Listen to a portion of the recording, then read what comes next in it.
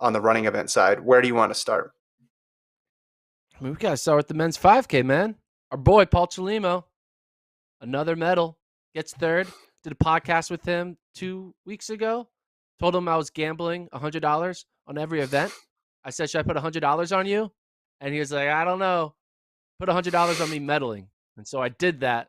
And Paul Chelimo won me $275. So thank you, Paul Chelimo. But more importantly, obviously, it's not about that. But Paul Chelimo finding a way to, be in it when it matters most. He looked at this regular season as just building up to this one race. And, he comes in with a season's best of like 13:20. You saw what he did on the indoor circuit, nothing much. But he was in it, and he kind of felt like he was kind of controlling the race during the middle parts. He was always up in that front top three. He looked smooth the entire time. And then once that big breakaway was made by Cheptegei, he was able to hold on and dive for that third place finish, which I was thinking like, oh, this is it. He's going to get out lean and get fourth. But he found a way to grind it out, get third. Moh Ahmed found a way to once again be on the podium. Ahmed just, man, he closed hard. Very impressive. Cheptegei getting redemption for a 10K. That's a quick highlight of the 5K. But I wanted to start off with our boy Paul Chelimo, friend of the podcast, getting another Olympic medal. This race started off pretty modestly paced. So you're thinking, okay, it's going to play into the hands of Katir. But then it got going towards the middle.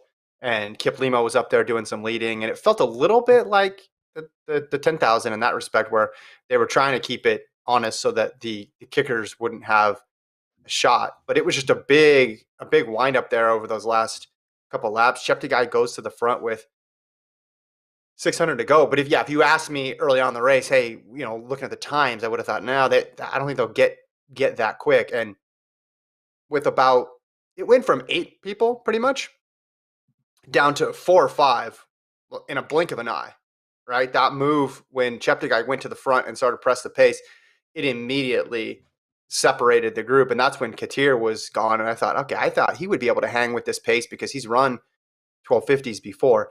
And the entire time I'm watching it, Gordon, this is what I'm thinking.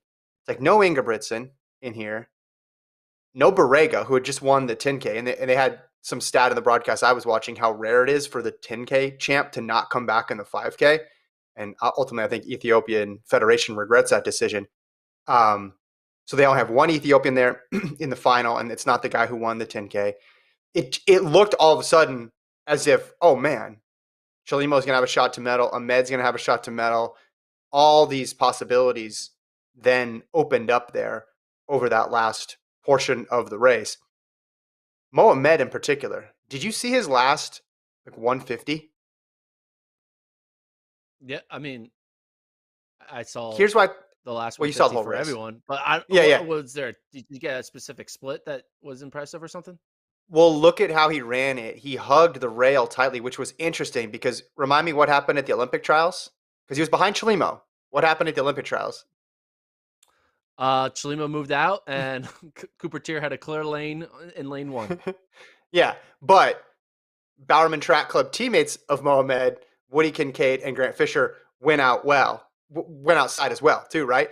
This time, and I don't know if he actually was planning this, but this is how it worked out.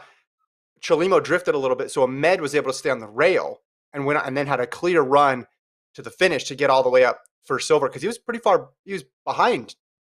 He was in like 4th or 5th with 150 to go, and he gets up, and then it's clearly a race for third here. And I don't know about you, Gordon, but it started to feel pretty 2016 with me. Like I was shocked there was not at least a protest after this race, and we never saw the head-on angle. But Chelimo was going out, and Kameli was there. They were going. It looked like Kameli was going to get past, and then Chelimo had one little move.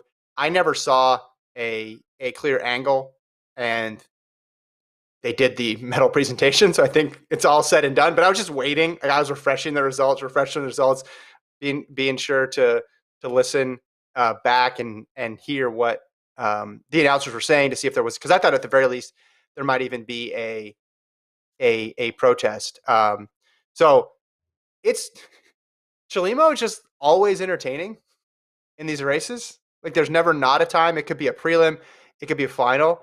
Like, he always brings the excitement here. I'm thankful, I guess, because this would have been it. Would remember 2016 when they told him after the race, like on live TV, "Hey, you've been DQ'd." Yeah, that was not good.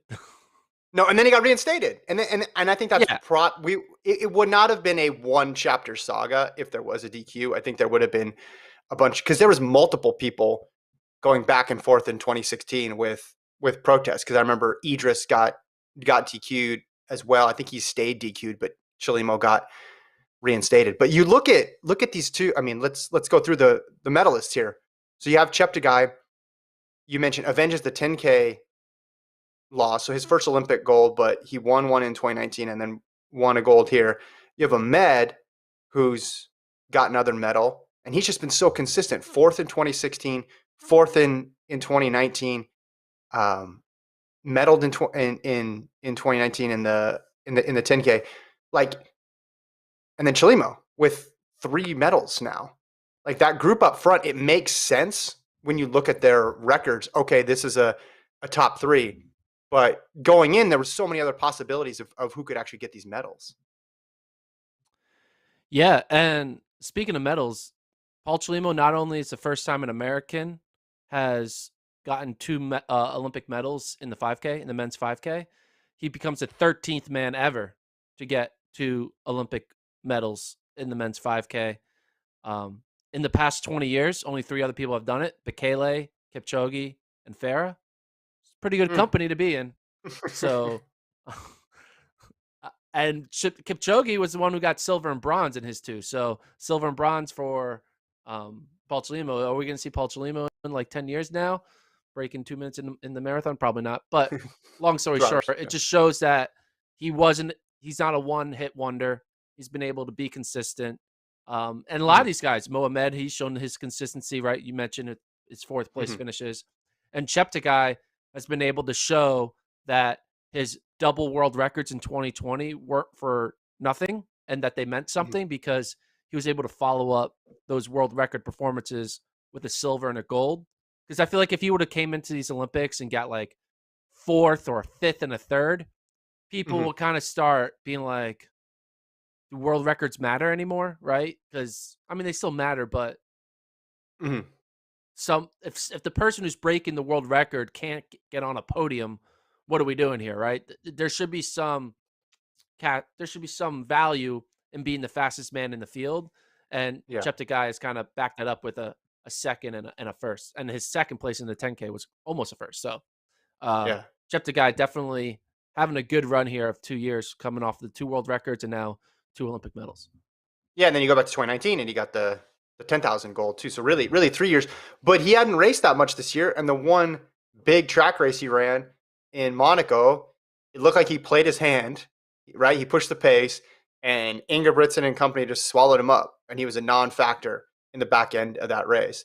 That turned out to be a complete anomaly because, this wasn't a 12:42 race, which is what we thought. Hey, he might need to run that if he's going to win this. 12:58, yeah, it's fast, but he did it off of a really impressive close too.